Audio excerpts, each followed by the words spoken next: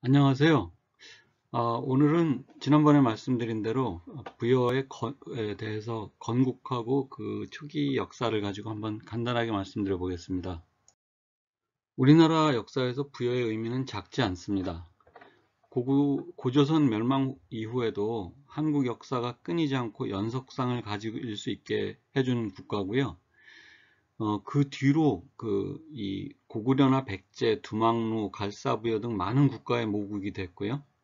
그리고 우리나라 역사에서 중요한 무대인 그 만주를, 한반도와 만주가 주 무대였으니까요. 그 만주를 가장 오랫동안 지켜온 국가이기도 합니다. 그리고 최소 600년에서 900년까지 존속을 했고요. 굉장히 중요한 국가죠. 고조선에 대해서는 그 사기라든가 이런 다양한 역사책에서 굉장히 중요하게 비중 있게 다뤄지는데요. 부여는 이 첫 기록이 비교적 단순하게 시작이 됩니다. 그러니까 전국시대에 지어진 산해경이란 책에 거기 이제 해내 동경에 보면은 고조선이 나오죠. 여기 이 부여는 대황북경이라는 데 나옵니다. 그러니까 대황북이라는 거는 중국에서 멀리 떨어진 지역을 이제 대황이라고 하고요. 그 중에서 북쪽에 있기 때문에 북경이라고 하는 거죠. 그래서 보시면 동북해의 바깥 대황의 한가운데 강 사이에 부산이 있는데 이건 신화입니다. 그러니까 전욱 임금과 9명의 후궁이 이곳에 묻혔다. 그렇게 돼 있고요. 근데 여기 부산이라는 게 이제 그 부여라는 그 말하고도 굉장히 가까운 듯하게 들리죠, 언뜻. 이게 아마 그 중국어로 읽을 때도 후위비 해갖고 비슷하게 발음이 될 겁니다. 그리고 이제 거기에 이 가지 없는 세 그루의 뽕나무가 있다 이렇게 돼 있는데 이게 그 우리나라 역사 신단수하고도 굉장히 관련이 있는 그런 귀절이라고 생각이 듭니다.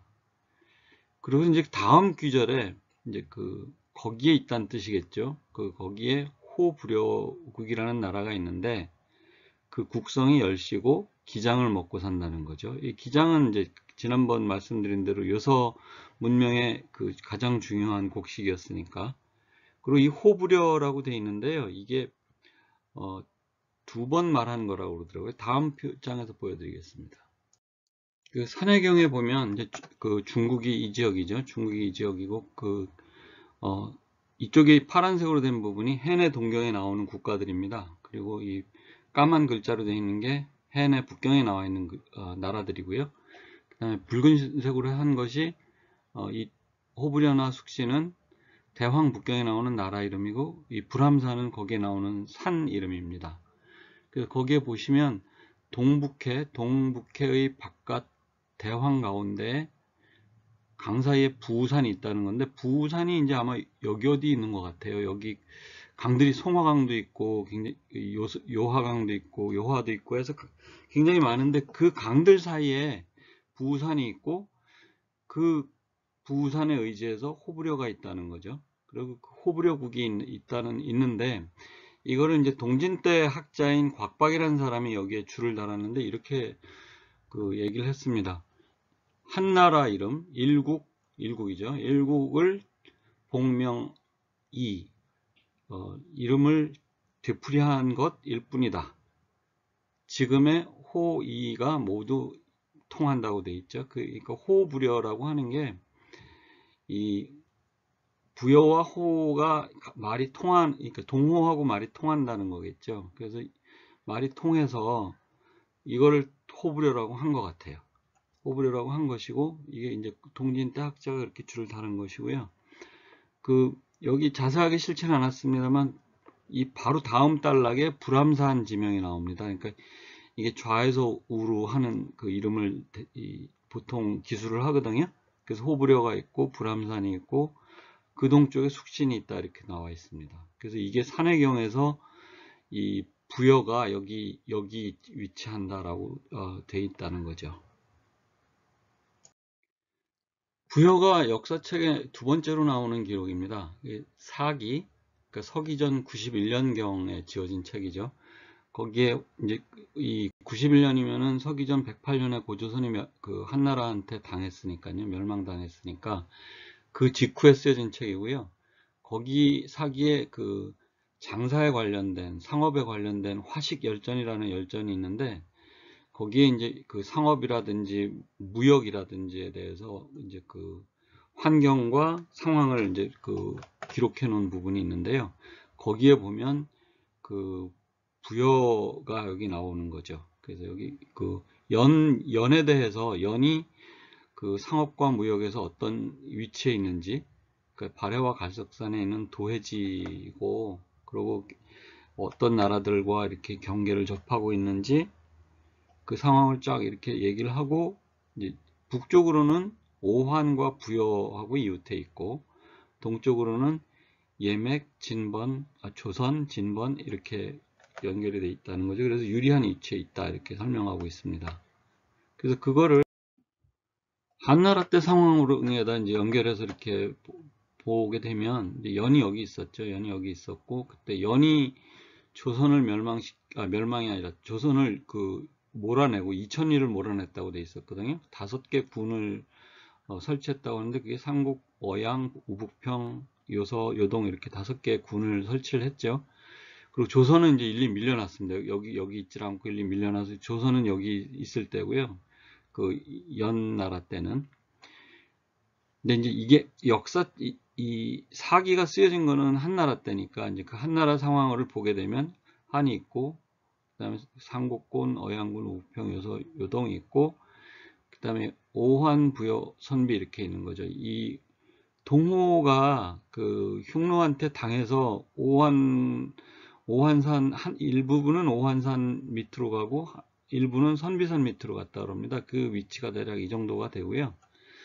그 오한 옆에 부여가 있었고 그랬다는 거죠. 그래서 그 이런 정도 위치에 있었을 거다 그런 거고요. 한서 지리지에도 거의 이 사기에서 그 인용한 글이 나옵니다. 똑같아요. 여기 나오는 거랑 똑같이 그렇게 나와 있습니다. 부여에 대한 세 번째 기록은 그 한나라 때 서기 80년이죠. 서기 80년경에 그 왕충이란 철학자가 지은 논형이란 책에 기런편, 9번째 기런편이란 그 책에 나오는데요. 거기 보면은 이제 그 내용이 이겁니다. 기럼의 내용이 그 사람이 하늘로부터 귀한 명을 받을 때에는 반드시 그 땅에 좋은 증언이 나타난다는 거죠. 그 땅에 나타나면 하늘이 명한 게 있다. 그리고 그게 증언이 하나로 나타나는 게 아니라 사람과 물건, 상서로운 징조, 빛의 기운 뭐 이런 걸로 나타난다 이렇게 설명하고 있는데 그 기런편에서 다루는 그 신화나 혹은 일화가 그렇게 많지 않습니다. 그러니까 황제가 태어날 때 뭐 20개월 임신했다든가 그 순임금이 요나라 요임금을 만나기 전에 어떤 일이 있었다든가 후직의 어머니가 어떻게 해서 그 아기를 가졌다든가 후직을 가졌다든가 이렇게 쭉 하다가 5번째 나오는 게 부여 왕이 어떻게 태어났는지 그리고 부여가 어떻게 건국이 됐는지 그거를 설명을 하고 있습니다. 근데 이 굉장히 중요한 기사인데 여기 전체로 보게 되면 지금 4번째 나오고 있고 그 다음에 나오는 그 일화가 그 이윤이라는 사람 이 상나라 때 굉장히 그 명신으로 유명한 사람이고요. 제양공의 얘기, 그 다음에 초공황의 얘기, 그 이 한고조의 얘기, 한광무제의 얘기. 그러니까 전부 다 해서 9사람밖에 없거든요. 근데 9사람밖에 안 되는데 그 중에서 이제 이민족의 여기 북이라고 딱 그 북쪽에 있는 오랑캐 뭐 이렇게 북이 고리국의 왕이 뭐 이렇게 나은 얘기를 이렇게 하고 있거든요. 그러니까 부여가 그 당시에 이렇게 작은 나라가 아니었다는 얘기죠. 서기 80년경에. 그리고 이 신화 자체가 건국 신화 자체가 굉장히 인상적이었다는 얘기예요. 그러니까 그리고 왕충이 이걸 체록했다는 의미는 그만큼 부여가 중요한 나라기도 했고 그리고 이 신화가 부여의 강성함을 잘 보여주는 그런 거라고도 볼 수 있겠습니다. 그래서 굉장히 인상적이에요. 논형에 나오는 그 신화를 정리해 보면 그 동명이 고리국에 살다가 여기서 살다가 이제 도망을 친 거죠. 그래서 남쪽에 엄호수라고 돼 있는데 엄호수가 이제 그 여기 하얼빈 밑에 흐르는 그 남림하라고 요즘 강 이름이 남림하랍니다. 이제 그걸로 비정이 된다고 해요. 그 남림하라는 강을 건너서 건너갖고 여기를 넘어와서 이제 그 나라를 건국했다. 근데 그 신화는 뭐 이 달아나서 어모스에 이르러 활로 물을 치니 이게 저기 고주몽 고구려 고주몽의 신화하고 똑같아요. 그래서 똑같고 그래서 이제 그 정황상 고구려의 그 왕족들이 이 부여의 건국 신화를 빌려다가 그냥 자기들 신화로 만들었다고 보는 게 맞는 것 같아요. 아니면 초기에는 그 부여하고 고구려가 같은 나라라는 인식을 가지고 있었을 수도 있어요. 왜냐하면 고구려의 첫 이름이 졸본부여였으니까. 그러니까 그 자기들의 그 선조를 처음에 부여라고 생각했을 수도 있거든요. 그러니까 이제 그 출자가 고구려가 부여니까 이제 그 아주 자연스럽게 자기들 신화라고 받아들여서 그렇게 붙이고 동명성황하고 주몽하고 같이 동일시를 해서 사실 그 두 고주몽 신화하고 동명 신화하고는 거의 200년에서 300년 차이가 나거든요. 그러니까 이제 그럼에도 불구하고 같은 나라라고 생각을 해서 그렇게 받아들였을 수도 있습니다. 여하튼 부여는 이 기록이 서기 80년에 된 거니까 고구려 신화보다 훨씬 이전에 기록된 거죠. 그러니까 이거는 뭐 부여 신화라고 봐야 될 겁니다. 그래서 이때 이제 그 부기가 생겼다는 거죠. 그래서 산해경이 쓰여진 거를 생각을 해보고 지금 왕충이 이 신화를 그 채록할 때 그때 상황을 생각해 보면 부여가 이 이전에 한 300~400년 이전에 성립이 됐을 거다. 그러니까 제가 보기에는 거의 서기 4세기나 3세기 후반, 3세기 초 이때 기원전이요. 그때 생긴 것 같습니다. 부여에 대한 네 번째 기록입니다. 후한수 동의전인데요. 서기 445년경에 이제 지어진 책이고, 근데 이제 후한 때의 상황을 이제 설명하는 거죠. 그래서 그 부여국은 현도군 북쪽 천리에 있다. 남쪽으로는 고구려, 동쪽으로 음로, 서쪽으로 선비에 접하고 북쪽에 약수. 이게 그 동명왕이 고리국에서 도망칠 때 걷는 강입니다. 그러니까 지금 현재 남림하라는 강이죠. 땅은 사방 2000리로 본래 예의 땅이었다. 이게 예하고 이하고 이게 다 겹쳐져서 그 산해경에 이라고 나옵니다. 동호 오른쪽에 있는 이 땅인데 이제 거기에 부여가 들어갔다는 거죠. 그리고 이제 그 신화 부분이 또 왕충이 채록한 그 신화가 여기 쭉 나오는데 그건 제가 생략했습니다. 그리고 동이 지역에서 제일 평탄하고요. 그 명마, 뭐 구슬 이런 것들이 산출이 되고 궁실창고 내역이 다 있고 사람은 크고 용감하고 근엄하고 후덕하다고 나와 있죠. 굉장히 평이 좋고요. 그리고 술을 마실 때도 조두를 사용하고 예를 갖추고 이게 잔을 들고 내려놓는 거를 예를 갖춰서 다 한다는 거죠. 두 번째 부분에서는 이제 그 음력 12월에 하늘에 제사하는데 며칠 동안 계속 마시고 춤추고 노래하고 그걸 연고라고 한다는 거고요. 그 왕이 죽었을 때는 이제 그 순장을 하죠. 순장 100여 명 가까이 하는데 그 수의로 옷값을 사용한다고 나옵니다. 그러니까 한 나라에서 제후 왕들을 이 대우하기 위해서 만든 게 이 옷값인데요. 옥으로 만든 그 수의입니다. 최소한 제후 왕들이 입었던 거고, 그러니까 황실에서 그 부여 왕이 상을 당하게 되면 그 수의로 이거를 준비해뒀다가 이제 쓸 수 있도록 그렇게 했다는 거죠. 그러니까 굉장히 대우가 좋았다는 얘기입니다. 물론 뭐 제후니까 그게 큰 의미는 아닐 수도 있겠지만 그 독립적인 제후였으니까 이 소위 얘기하는 그 중화 체제 하에서니까 어쩔 수 없는 거죠. 예, 그래도 그 굉장히 중요한 위치를 차지했다고 보시면 될 것 같습니다. 부여가 이 소위 얘기하는 중화 질서 내에서 얼마나 실리를 얻기 위해서 노력을 했는지 보여주는 기록인데요. 이건 계속되는 동의전 기록입니다만 거기 보면은 이제 그 광무제가 이제 그 후한을 다시 일으키죠. 그래서 굉장히 힘이 강력해지니까 공물을 바치죠. 그리고 그 대가를 받죠. 그리고 이제 사신을 계속 보냅니다. 그러니까 사신을 계속 보내면서 실리를 굉장히 취했을 것이고요. 근데 이제 얼마 되지도 않아서 한 50년, 60년 지나서 그 보병, 기병 그 7, 8천 명을 거느리고 낙랑군을 노략질을 해서, 이게 노략질 한다는 게 이제 그 원래 이게 낙랑군 지역이 원래 우리 민족이 살던 땅이니까 양심의 가책이 없이 몰아내기 위해서 정말 이건 진짜 당당하게 이거 했을 겁니다. 당시로서는. 그랬다가 다시 또 귀부하죠. 그러니까 다시 그 평화적인 태도를 취하는 거죠. 그 다음에 또 얼마 안 지나서 11년 지난 다음에 그 자기의 태자 위구태 부여왕이 태자를 보내서 다시 조공하는 거죠. 그러니까 이제 천자가 중국 임금이 인수와 금체를 하사했다고 나옵니다. 그리고선 또 왕이 직접 가서 그 입조를 하기도 하고, 그러면 이 황문고치라고 하는 게 이제 이게 우리나라로 치면 왕궁실 그러니까